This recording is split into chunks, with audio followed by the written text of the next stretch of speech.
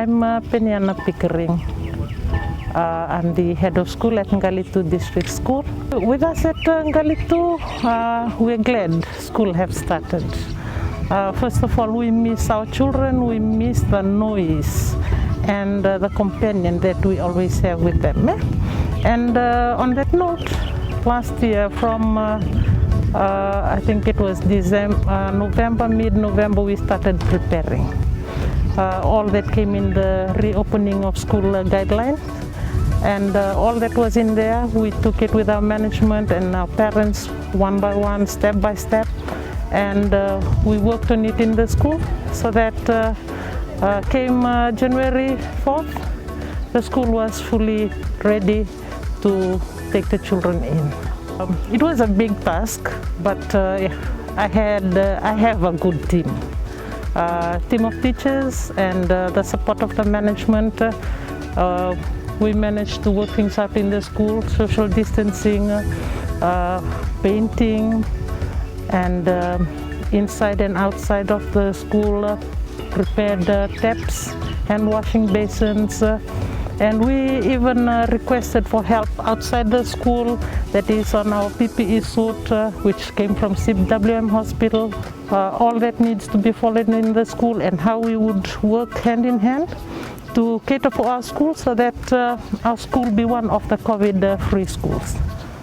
The schools have worked extremely hard. The teachers have been working extremely hard to prepare the schools.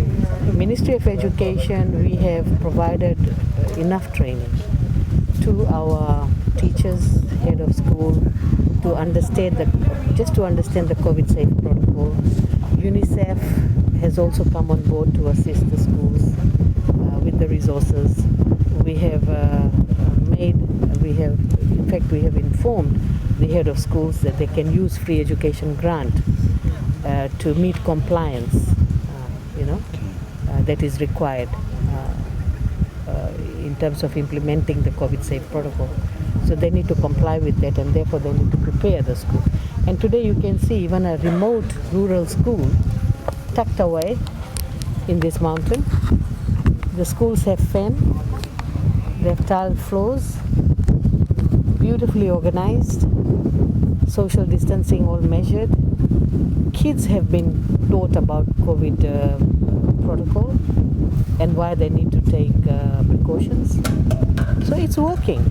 And we started off with year 8 only, and you met the students too, year 8.